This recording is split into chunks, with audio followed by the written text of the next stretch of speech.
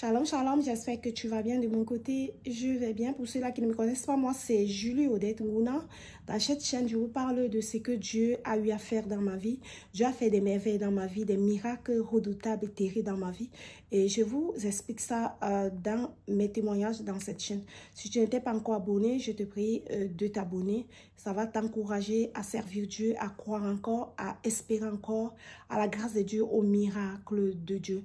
Aujourd'hui, nous allons parler un peu de la dîme. Oui, j'ai compris une chose que quand tu payes ta dîme, tu es béni. Oui, je sais une chose que quand je paye ma dîme, les portes sont ouvertes, les maladies sont éloignées de moi, de ma famille. Je me rappelle encore quand je suis arrivée ici au Canada, je ne payais pas ma dîme et je ne vous mens pas que ça n'allait pas. Il y avait des problèmes à gauche, à droite, l'auto est en panne, la maladie à gauche et à droite. Mais sans toutefois vous mentir, quand j'ai commencé à payer ma dîme, j'ai dit, oh, cette année, je dois changer de tactile. Je dois changer de direction. Je paye la dîme de tout mon salaire. Mon salaire sort, comme ici, on nous paye après 2 semaines. Oui, je paye ma dîme chaque paye. Et je ne vous mens pas que le Seigneur fait grâce, il ouvre les portes, il bénit, il restaure, il multiplie même encore l'argent. Pourtant, ce n'était pas facile quand je ne payais pas ma dîme. Je dépensais, je ne voyais pas ce que je dépensais avec l'argent. Mais quand j'ai commencé à payer ma dîme, je vois le Seigneur vraiment faire grâce.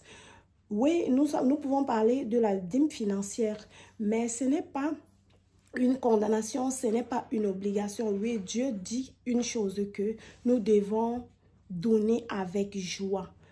Oui, tu dois donner avec joie. Moi, je me rappelle encore quand je n'avais rien, je ne pouvais rien offrir à Dieu. Je ne pouvais pas payer la dîme parce que moi, je n'avais rien.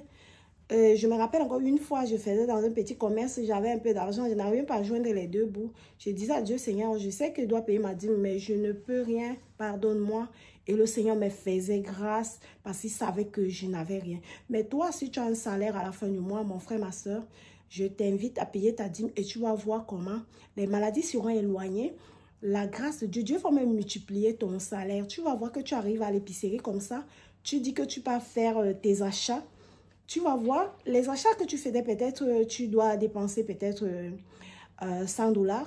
Tu vas voir comme ça, les achats de 100 $ sont comme les achats de 200 $. Donc, Dieu multiplie ce que tu payes avec l'argent. Donc, c'est important vraiment de payer la dîme. C'est vraiment très important. J'ai encore compris quelque chose hier. C'est le Saint-Esprit qui m'a parlé de ça, rappelant que est-ce que je paye la dîme du temps?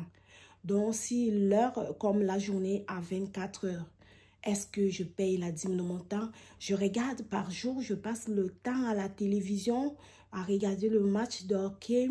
Je passe mon temps sur mon téléphone, je passe mon temps avec mon époux, je passe mon temps au travail avec mes collègues et tout.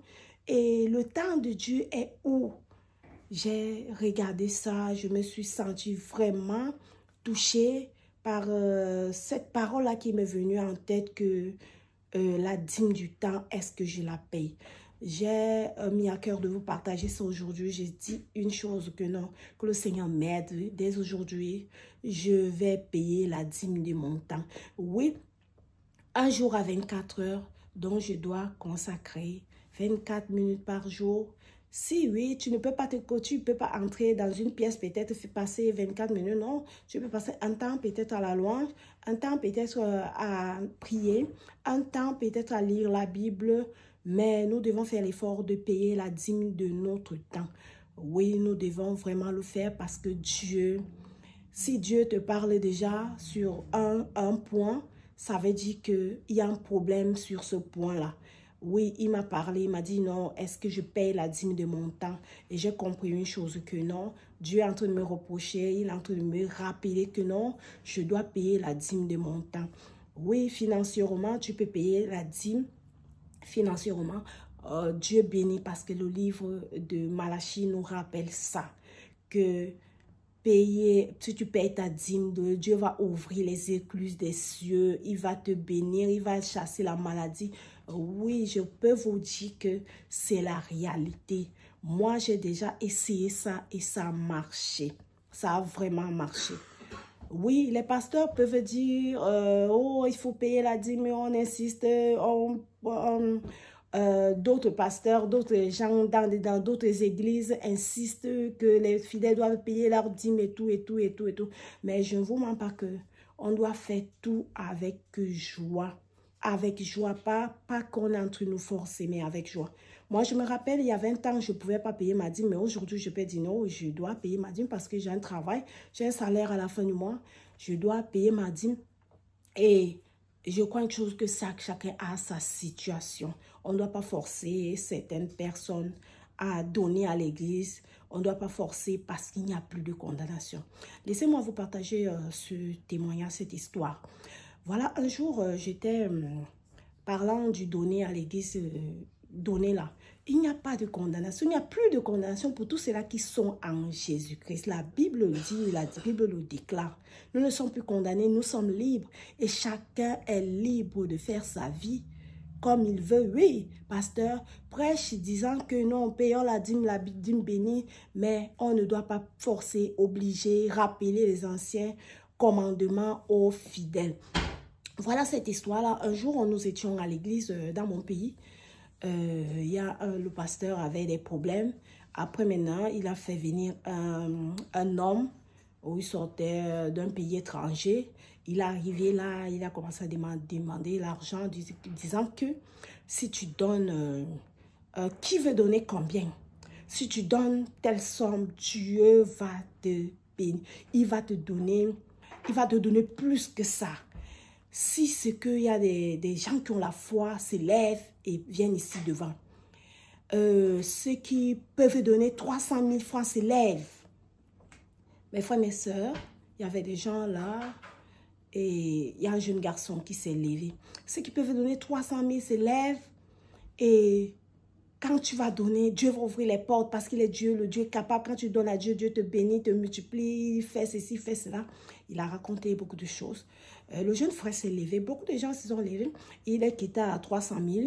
Il est arrivé à 200 000, 100 000 francs. Il est arrivé, descendu jusqu'à 5 000, 1000 francs, 500.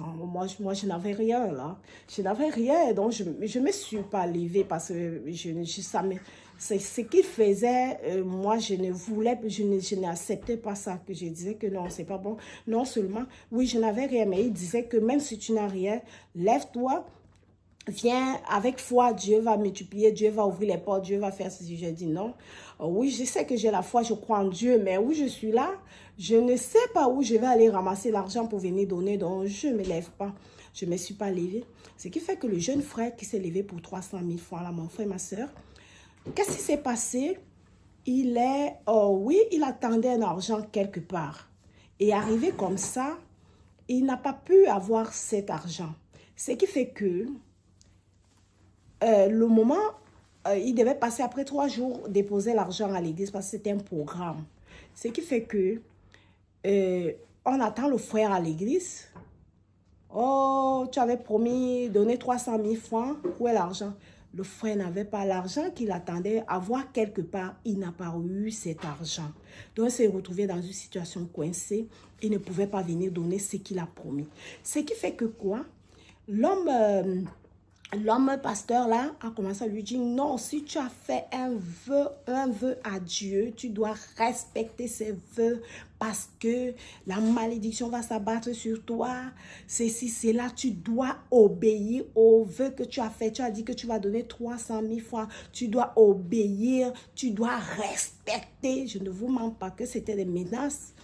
Il parlait à ce frère, il parlait fort, il menaçait. Je ne vous mens pas que le garçon était abattu. Il ne savait pas où passer.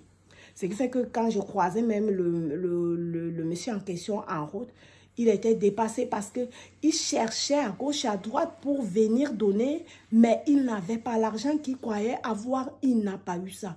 Et non, le pasteur ne faisait que chauffer, rappeler l'ancienne alliance. Mes frères, mes soeurs, l'affaire là m'avait fait mal. Mais je restais là, j'envalais ça dans le cœur qu'humain. C'est pas forcé. Oui, il a donné sa parole, mais il n'a pas pu respecter parce qu'il n'avait rien. Mais ça ne doit pas être quelque chose qu'on doit rappeler, dire que non, Dieu va te frapper parce que tu n'as pas respecté le vœu de Dieu. Tu as dit ceci, maintenant tu ne respectes pas. La Bible nous dit qu'il n'y a plus de condamnation pour tous ceux-là qui sont en Jésus. Nous devons donner avec joie. C'est ça que la Bible nous rappelle. Mes frères, mes soeurs, qu'est-ce qui s'est passé avec le frère? Le frère, finalement, n'a pas trouvé d'argent et c'était comme ça, les menaces tous les jours avec le pasteur. Et finalement, le frère-là est quitté dans cette église-là. Il est quitté dans cette église. Moi aussi, je suis quitté dans cette église-là. Donc, il est parti. Il s'est retrouvé même au quartier. Il a dit, il ne va plus aller quelque part dans une église. Et il a trouvé mieux de rester et prier dans sa maison avec sa famille. Imaginez-vous. Donc, mes frères, mes soeurs, on donne avec joie, ce n'est pas qu'on doit nous forcer, on doit nous obliger, non, on doit donner avec joie. Donne ce que tu as, pas que tu donnes ce qui va faire en sorte que peut-être ta famille manque de quoi manger, tu n'as rien à manger à la maison et tu prends l'argent de ta ration alimentaire, tu vas donner ça à l'église, ça ne s'explique pas. C'est pour ça que moi j'aime le pasteur d'ici récemment, il y avait un besoin à l'église, il a dit, ceux qui peuvent donner, donnent, mais ceux qui savent qu'ils sont dans les problèmes, qui ne donnent pas. Et en ce temps-là, notre voiture était en panne, on ne pouvait pas donner. Il a dit, ceux qui peuvent donner, donnent, ceux qui ne peuvent pas, qui ne forcent pas. Oh, j'ai vraiment aimé cette phrase-là. Donc, mes frères, mes sœurs, donnons avec joie. Quand nous donnons, Dieu nous bénit. Bénit. Payons la dîme de notre temps. Oui, si on n'a pas l'argent pour donner à Dieu, donnons la dîme de notre temps. Dieu nous aime, il nous fait grâce, il nous bénit, il nous donne la vie gratuitement. Plusieurs personnes sont dans les hôpitaux en ce moment. Et parfois, même moi, je me rappelle souvent quand je suis dans des challenges, quand je suis dans des problèmes, je rappelle à Dieu, Seigneur, moi, j'ai payé ma dîme. Souviens-toi de moi. Et le Seigneur opère son miracle. Et c'est la même chose. Donnons la dîme de notre temps, donnons la dîme si on a financièrement, si on peut donner, on donne. Si on n'a pas financièrement, oui, je vois que la dîme de notre temps, vraiment, c'est quelque chose qu'on doit vraiment payer. Qu'on doit payer parce que si on n'a pas l'argent, on n'a pas les moyens. Et non seulement ça, qu'est-ce qu'on peut donner à Dieu si ce n'est pas le temps? Dieu, l'or et l'argent lui appartiennent. Il n'a même pas trop besoin de notre argent, nos biens et tout et tout. Ce qu'il a besoin, c'est la reconnaissance, c'est notre temps. Imaginez-vous un peu un couple, tu ne prends pas soin de ton mari, tu ne prends pas du temps à ton mari. Imagine, ton mari ne va pas te prendre en considération, il va voir, il va regarder, il va dire non, cette femme ne m'aime pas. Même un homme, si ton mari ne prend pas du temps avec toi, tu vas dire non, cet homme-ci, il ne m'aime pas, cet homme-ci, je ne lui sers à rien, ça serait des problèmes. C'est la même chose avec Dieu. Mon frère, ma soeur, donnons la dîme de notre temps. Je crois une chose, que Dieu qui est fidèle ne manquera pas de nous faire du bien, de nous bénir, de se manifester dans nos vies. Et je crois une chose, que quand Jésus reviendra, il nous prendra avec lui. C'était tout pour cette vidéo. N'oubliez pas de liker, n'oubliez pas de vous abonner, n'oubliez pas de cliquer sur la cloche de notification pour ne rater aucune de mes prochaines vidéos. Portez-vous bien. À très bientôt pour une prochaine vidéo.